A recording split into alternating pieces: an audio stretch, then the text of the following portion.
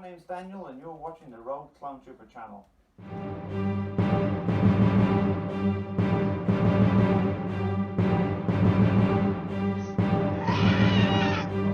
Bye, Mr. Joe.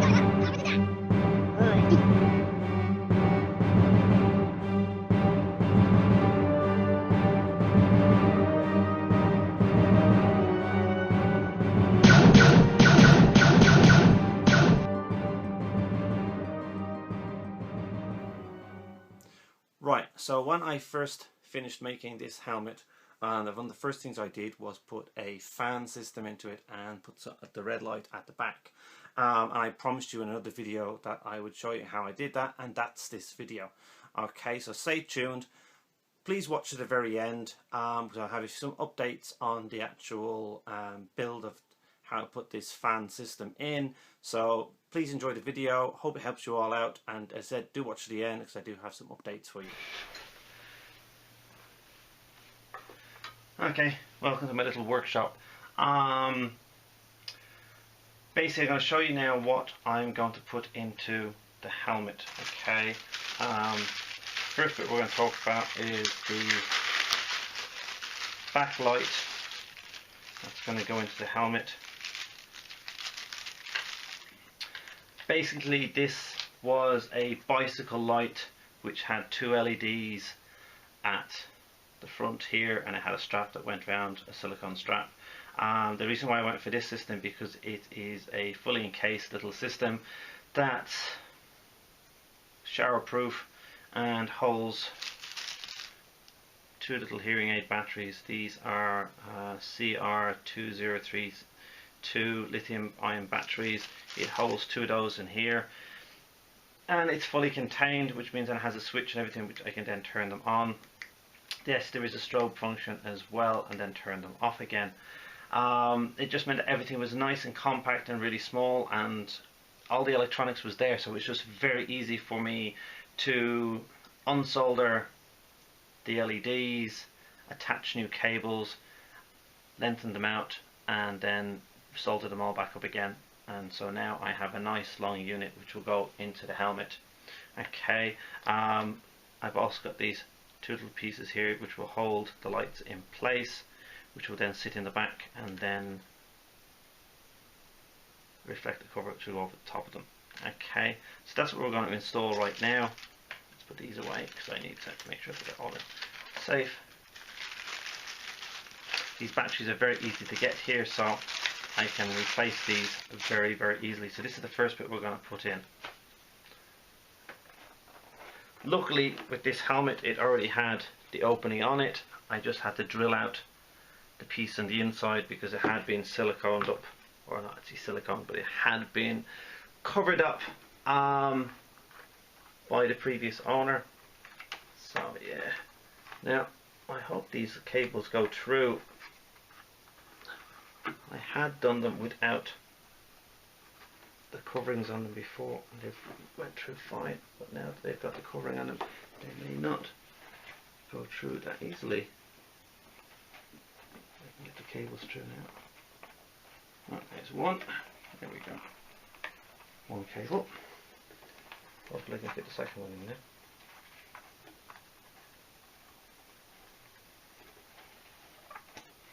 I put a lot of trunking on the actual cables because I wanted to make sure that they were going to be sturdy. There we go, that's the two of them through.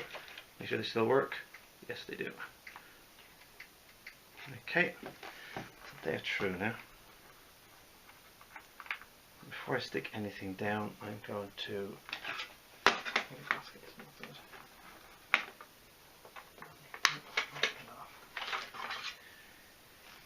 super glue ready.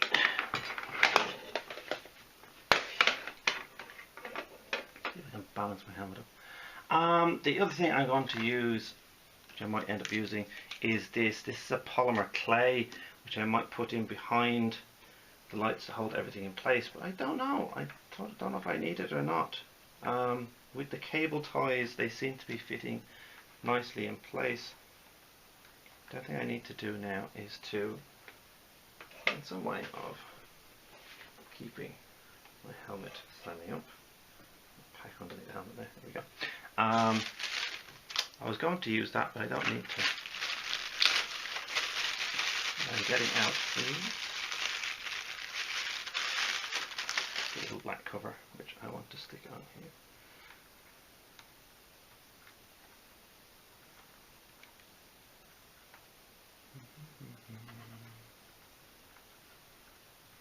I don't know if I even need those. Yeah, I do.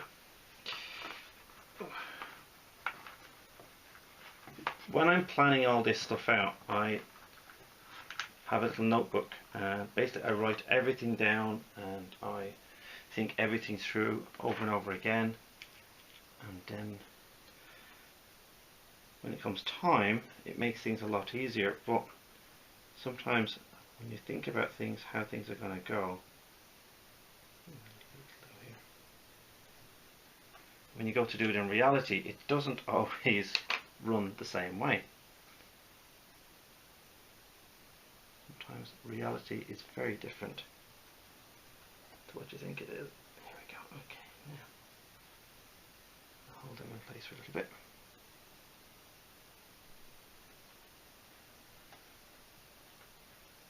I'm going to give them time to set before I do anything else. Now, originally what I was going to do was I had found this wonderful little LED light on AliExpress. It's for, you can see that, it's for actually the inside of cars to light up. You can put them into the USB connections inside cars and make lovely little lights to light up. It's very easy. It just goes straight onto your USB connection, and then once you have a battery source, she lights up, which is really nice. And that was going to be originally my very quick and easy way of sorting this out, but it's a bit small. It is a bit small, and then trying to get these cables into there were going to be a nightmare, because I'd have to strip all these down because the boxes were too big to fit inside. I could have done it, but it would have been a bit fiddly about, and I just thought, forget that. I'd rather have an easier system, and then I got to try to put this somewhere inside the helmet. Now, I know a lot of people do put battery packs in the helmets. That's fine, but anybody who knows clone helmets don't have very much room on the inside, so I decided not to do that. Now, that should be a little bit glued. Let's put the wires back in.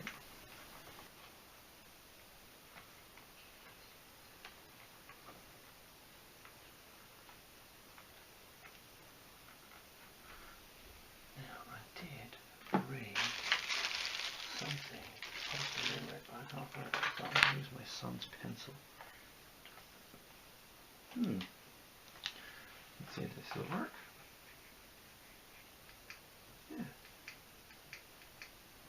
Yeah, seems to be working nicely.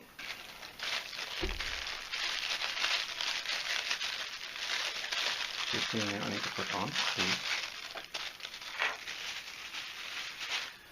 This piece, this is the, it's going to go over there, like so. Right.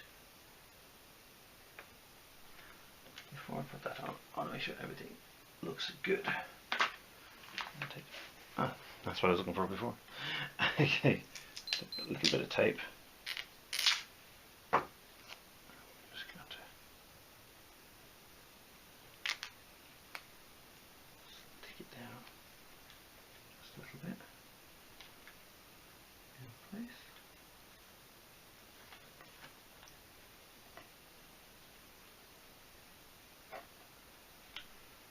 There we go. And let's see if we turn it on. How does it look? There we go. That looks freaking cool. Right. So now, put some super glue on this and super glue it in place.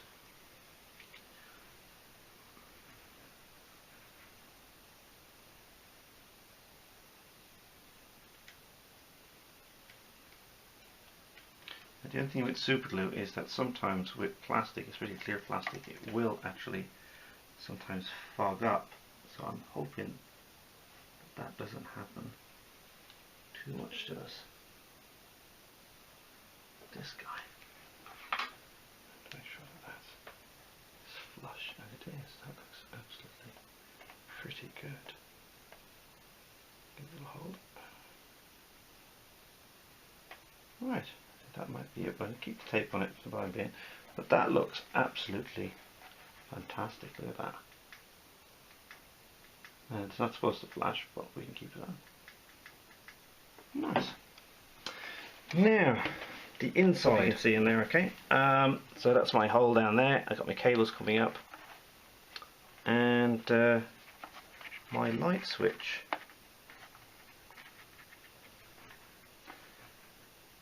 Now, usually with these helmets, you've got a bit of room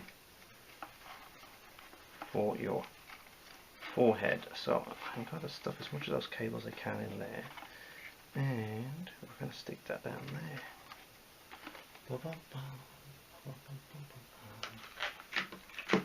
Now, I have these lovely Velcro pieces. Might work, I don't know, we'll wait and see. There's one of these. And let's see if we can put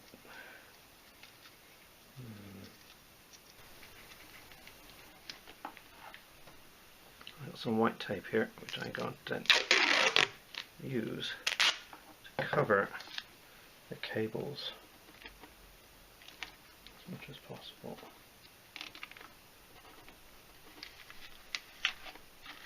This side.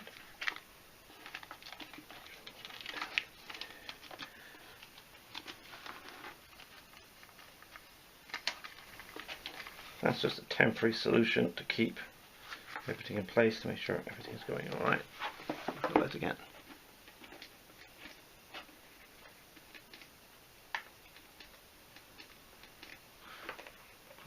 Take this off now. Ta-da! That is looking really good. So that's our light installed. Okay. Right, that's that done. Now, that might get moved around. For the time being, that's where it's going to live. And now I have some other things to go in here. Right, okay, now, the other thing which you'll need in a helmet is fans. Keep the visor clean. And there is many companies out there like Trooper Cooler and other ones like that. I'll leave a link down below for Trooper Cooler because he makes amazing stuff. But I wanted to try and make my own helmet fan system if I could, because I knew I needed to have a certain size of fans. So this is what I've come up with. So I'm going to tell you about these fans now. Okay, so these are 40mm by 40mm by 10mm DC 5V mini turbo blower coolers. Okay, they're actually 3D printer fans, cooler fans, so they're actually pretty good. They work on a, let's see, yeah, they do 0.9 watts of power, and they usually run on a DC 5V. Okay, and I've paired them up to go, oh, where's my battery gone again? Onto a USB, and they'll just go, pew, and off they go. Okay, they are quite strong. I put the stickers on them myself just so I know when they're going around, because they are quite fast. And they are quite strong. Whoops, as you can see. Keeps blowing away. There you go. Okay, so they're really good. Now, the only problem then you'd have is that you need some way of controlling these. So I did go out and I bought myself a oh, by the way, They retailed at 960 yen for the two of them together. Okay, so that's what, about $8 US, probably £7 sterling, with free shipping from AliExpress. But I needed to be able to regulate the speed on these, so I got this, which is a USB fan stepless wind speed adjuster. Okay, and I'll give you the specs on this now. It's a non-adjustable USB fan. It usually runs on a 5-volt battery. This will help you step the voltage and change the speed of the fan by just turning the knob. Okay, it has a lovely positive click there. Okay, so looking at it this way, we have a 5-volt USB input. We have then a 5-volt mini USB input as well, and then we have the 5-volt USB fan output. Okay, and then we have we have an indicator, and then we also have a speed regulation switch knob, which clockwise increases, anti-clockwise decreases. Suitable for very common 5-volt USB fans on the market. Okay, this little device cost me 721 yen, again with free shipping from AliExpress. That's about $6 US or £5 sterling, so very cheap indeed, and that gave me my little step system. Now I do have to make a little box for this to go into, and so that's what we're going to do next. But basically how all this works is like this. This guy goes in here, that's my fan output, and then I need a cable. Now I did also go and buy some switches, okay, because I wanted to have a manual switch in the helmet as well to be able to switch this off, so I can set this up and show you. Again, into my battery system. So how this would work is turn it on, and then I can regulate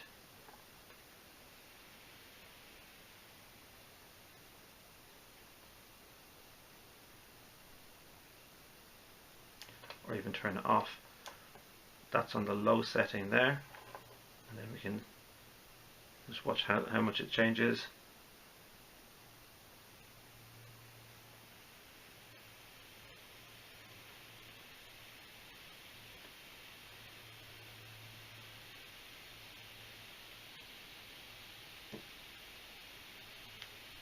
So I'll be able to regulate how much wind I want going into my visor, and then be able to just either switch it on or switch it off as I needed, and then if I needed to adjust it, I can do so as well. That is my idea, but I don't want to use a lithium-ion battery. I want to skinny it down, so I'm going to strip this back and attach this for a small 9-volt battery, which I can then keep in the helmet. Now I know that these are a little bit more heavier than my lithium-ion battery, but it doesn't take up as much room.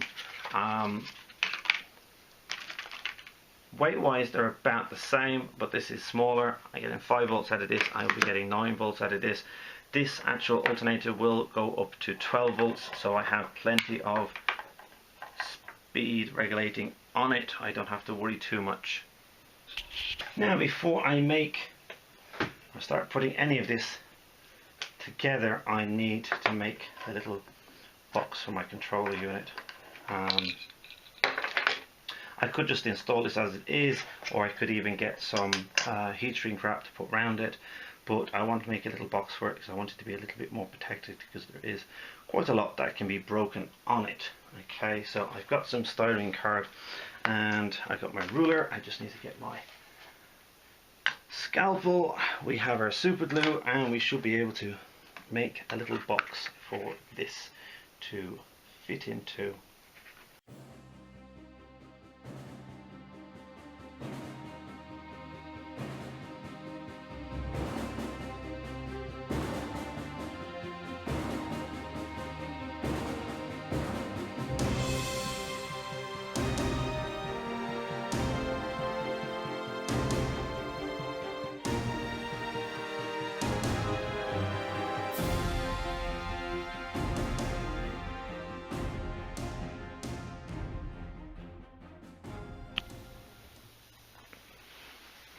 Okay, so what I'm going to do now is I have cut the end off one of the connectors, USB connectors. This is the female port, and I've got my 9-volt battery attachment for the top, and I've got some heat shrink wrap on this part, and I'm going to put another piece now on the black piece here. I've already tested this out, this all works nicely. I'm using a clip as a stand to hold this in place. So basically what I'm going to do, take it off for the moment, is I'm going to wrap these on. Now, any of you history buffs might know, but for those of you who don't, when the America was being won by the Wild Wild West and telephone systems were going in, Chinese labourers were used to run the cables across America, and what they would do is they would do what was called the Chinese plait, which was the hair plait which they used to use for their hair. They used to plait the wires together, and this is how the cables never came undone. It was such a good plait that it's still used today in certain places as a cable tie plait to keep the cables plaited together, and that's where we get the idea of twisting and plaiting cables together, is from the Chinese workers who were brave enough to go to America during the Wild Wild West. So there you go. Now, I'm actually very, very bad at most things, and soldering is just one of those things which I'm very bad at as well. Today we seem to be doing pretty well. There we go.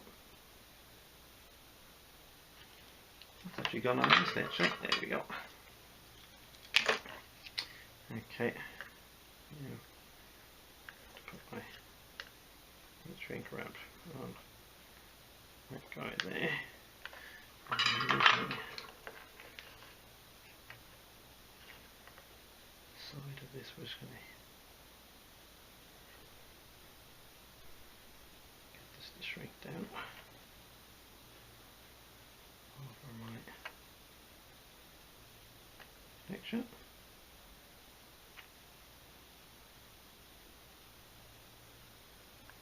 I've seen people use lighters to do this, and it scares the shit out of me, I have to admit. It's bad enough that I use the soldering iron, but to use a lighter, God, I'm afraid the whole thing would just go up in smoke. Okay, hopefully this is big enough now to go over this. Maybe not.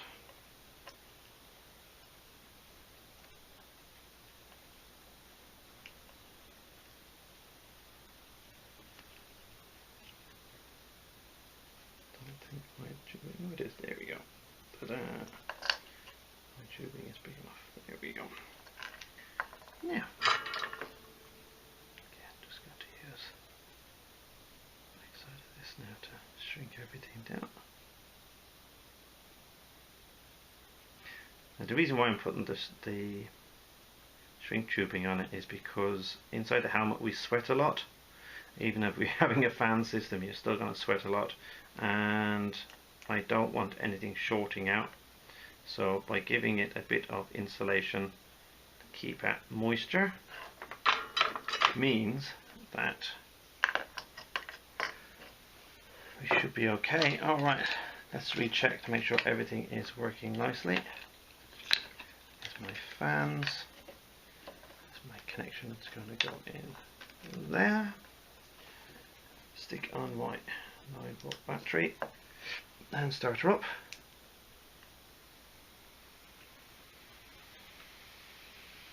And there we go. These things are kicking out some speed now.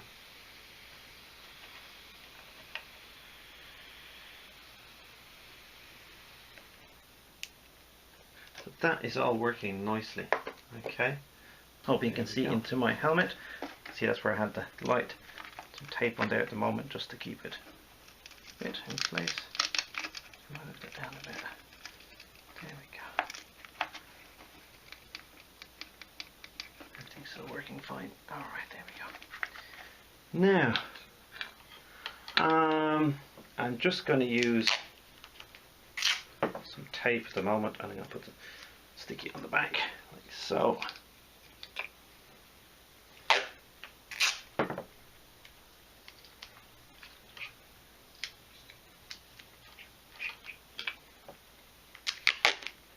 Well, let's put these in first.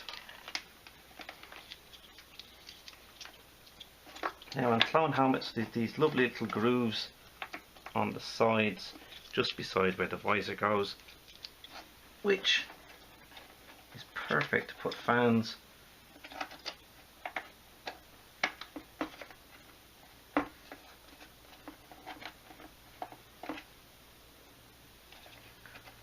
Yeah, they can go there, and then this guy is going to go.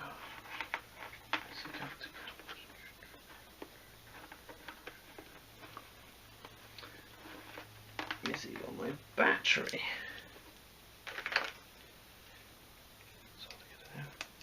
My battery is going to go in here.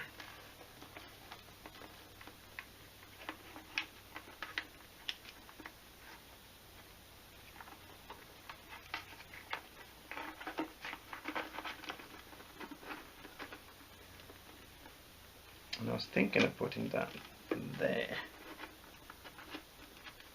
That way then I have a place to run my cables up.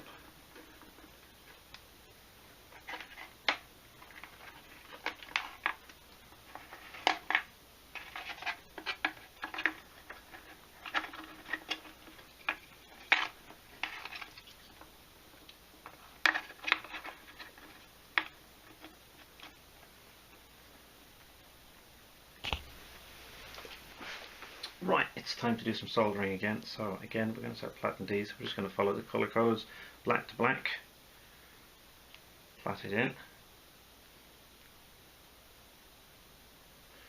red to red, plat it in,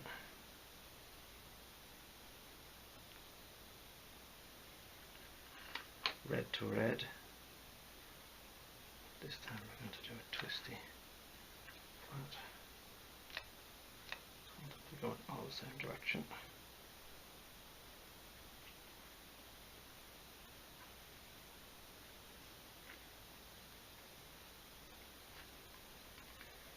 Again.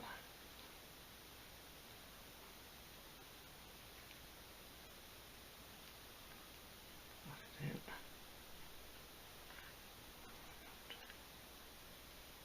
Around. Push it down. Always end up stabbing myself for some strange reason. Yeah.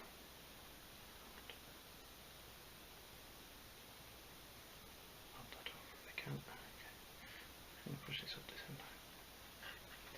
Can get my clips back. Ta-da.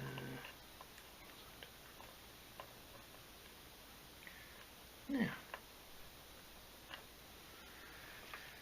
my solder. Now, if you don't have a soldering iron, you could just leave this as it is without the solder.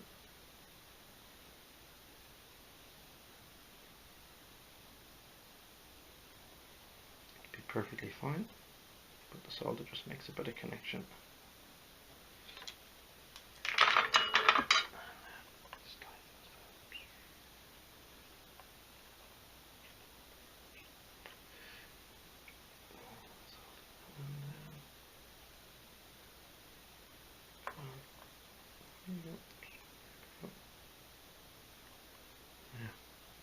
Before we do anything, we can try this out again.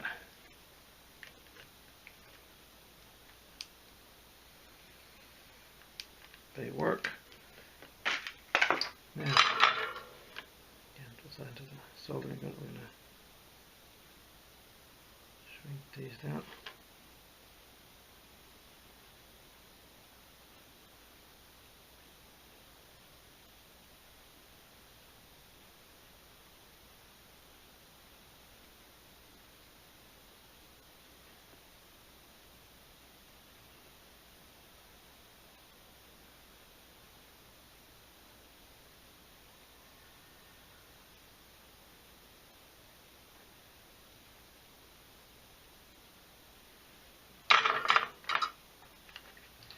And you have to make sure nothing goes anywhere.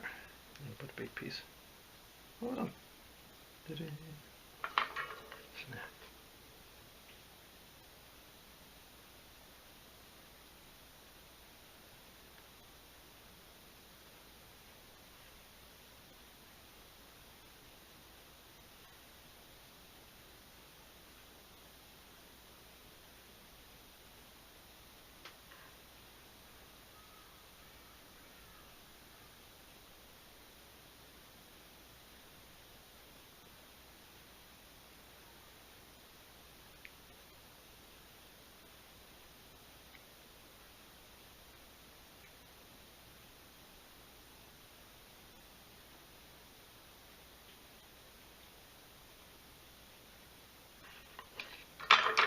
Yeah, that needs sorting out. That's one turned off. And that's it. It's all working. Again, one more quick check. Yes. Yeah.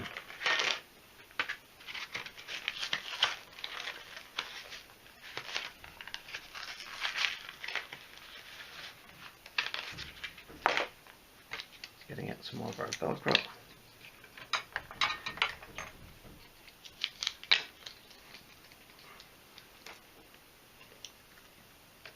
And making sure that the sticky male sides are going onto the back of these. So I want all the soft pieces to be inside the helmet. That way if any padding comes away or anything like that, or I forget to put some padding in, I am not going to be stuck in the side of the head by a piece of ouchie Velcro. Yeah, there we go. Right, okay, so we have the fan installed. I'm just going to bring you in now. Hopefully you can see how it is. Okay, so one fan over this side, the other fan is over this side. We have the cable running up, down to our controller box, and then we have our battery here. And from the outside you can't see it really. It's tucked away nicely, you can't really see it. Okay, and if I turn her on,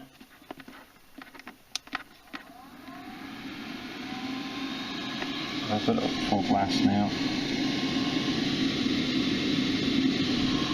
You can hear these things whizzing away.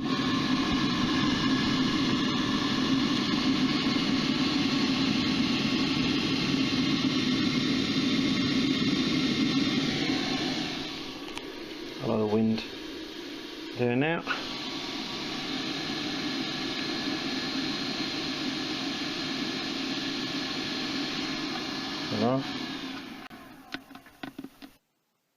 Right, so I hope that's been helpful for those of you who are thinking about putting fans into their helmets and also putting the red light in the back of their Phase 1 helmet.